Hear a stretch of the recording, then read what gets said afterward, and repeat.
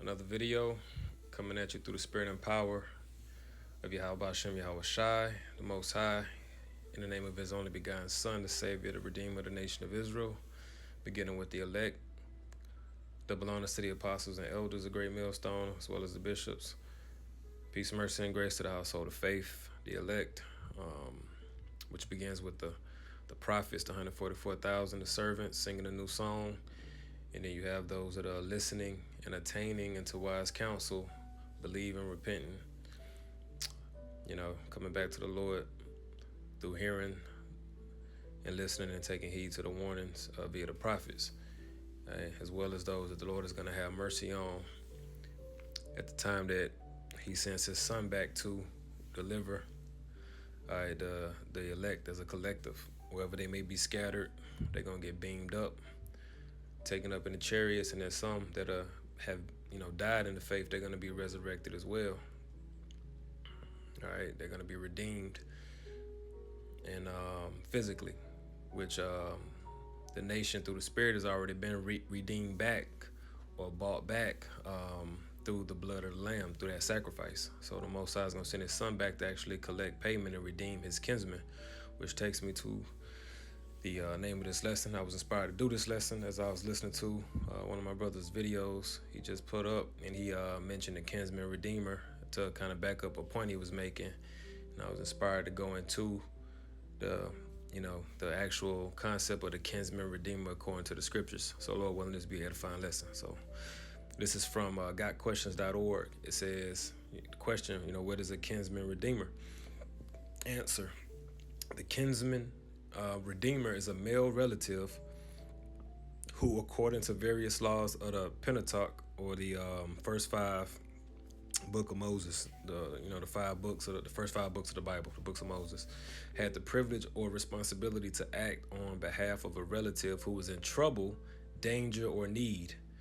All right, and the scriptures are multi levels. Like, it's, what I'm saying, they have many applications. It can mean one thing, and then it can mean something else. You actually had a physical, this as it's talking about, but in the spirit of it all, you have Yahweh Shai being the male relative who's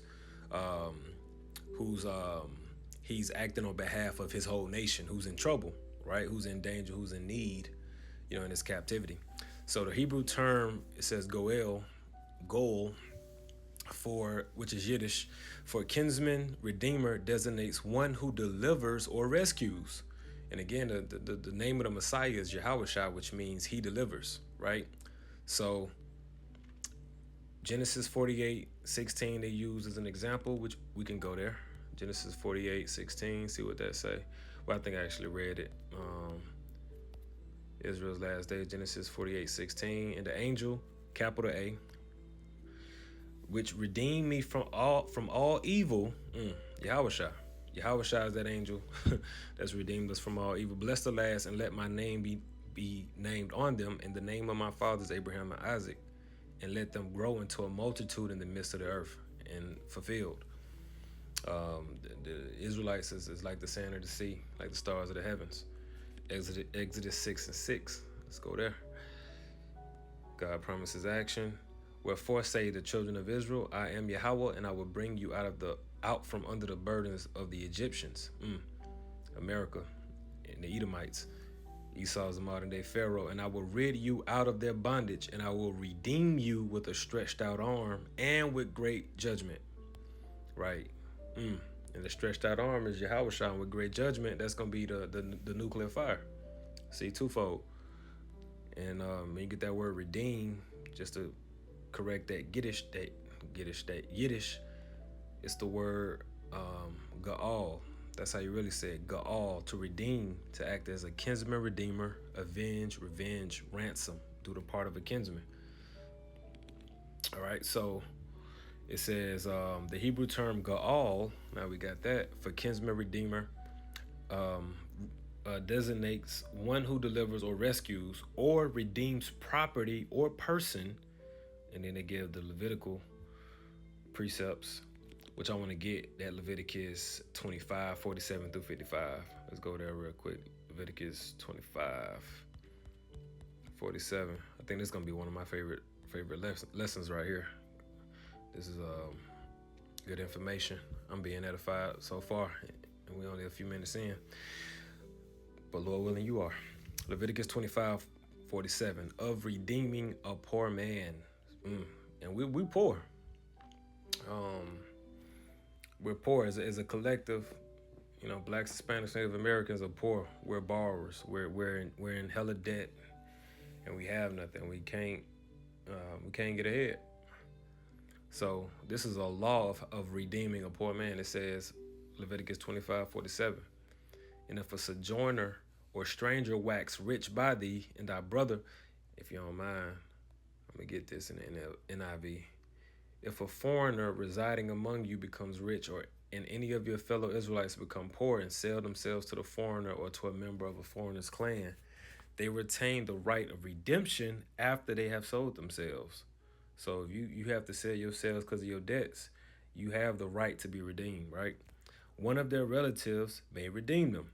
An uncle or cousin or blood relative in their clan may redeem them. Or if they prosper, they may redeem themselves.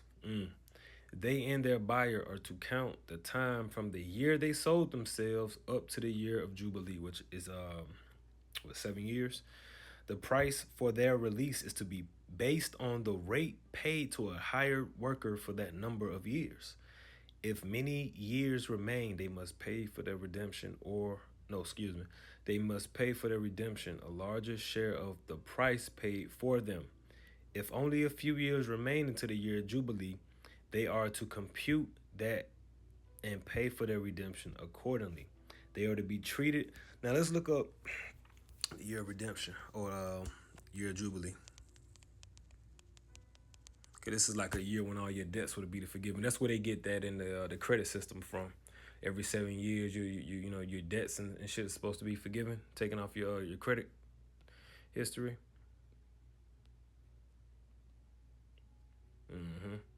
That's where they get that from. Jubilee, biblical, which is Yabala, Yabala, is the year that follows the passage of 7 weeks or 7 weeks of years, 7 cycles of sabbatical years, or 49 total years. This 50th year deals largely with land, property, and property rights. According to the regulations found in the book of Leviticus, certain indentured servants would be released from servitude, some debts would be forgiven, and everyone was supposed to return to their own property in Jubilee years. Israeli stamp commemorating the Jewish National Fund, and quoting Leviticus 25:23, the land must be sold permanently.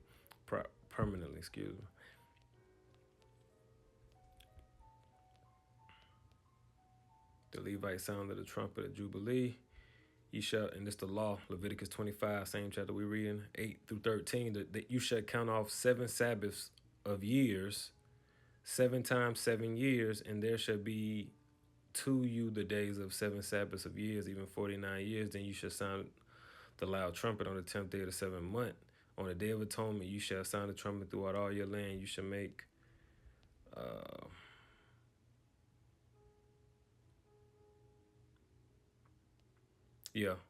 scroll down.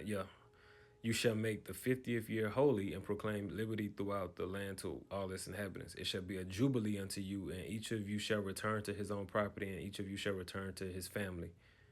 So you see, we were not meant to be in captivity forever. Just in captivity, just always forever. It's supposed to be a time where we're supposed to come out. That's why the Lord always had us go into captivity, then come out.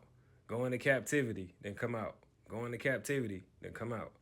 Right? And what Esau trying to do now, this digital thing is perpetuate an eternal captivity, like no redemption. This thing deep.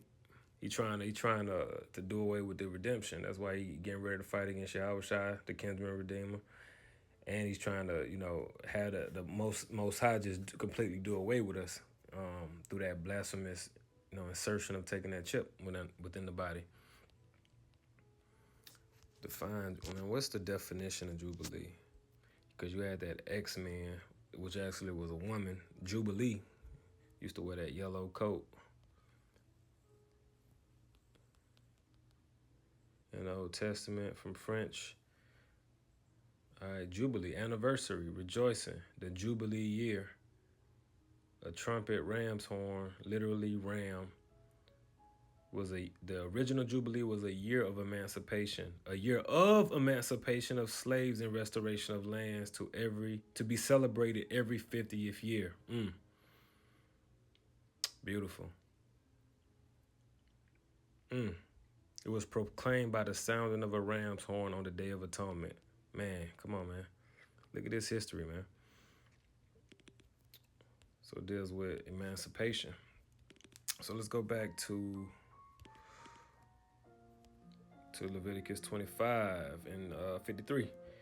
It says, they are to be treated as workers hired from year to year. You must see to it that those to whom they owe service do not rule over them ruthlessly. All right? And that's what happened. We've been ruled over ruthlessly. Even if someone is not redeemed in any of these ways, they and their children are to be released in the year of Jubilee. For the Israelites belong to me as servants. That's the Most High talking. They are my servants whom I brought out of Egypt. I am the Lord thy God. That's why the Lord going to send a stretched out arm, his son, his only begotten son, to come get us out of here. Because Esau and them ain't budging. They ain't giving us up. Not without a fight. Right? Let's go back to it. Say, okay, so the kinsman who redeems or vindicates a relative is illustrated most clearly in the book of Ruth. I ain't never read the book. I got to read that book, the book of Ruth, where the kinsman redeemer is Boaz, which Boaz was also of the lineage of King David and Yahushua. Boaz actually came before King David, which came before Yahushua. It says the story of Ruth and Boaz begins when Ruth and her mother-in-law, so this is going to be a summary, Naomi returned to Bethlehem from Moab. All right. So Ruth and Boaz, which Ruth was a Moabite, if I'm not mistaken, begins when Ruth and her mother-in-law Naomi returned to Bethlehem from Moab, where they had been living. Naomi's husband and both sons, the husband of Ruth had died.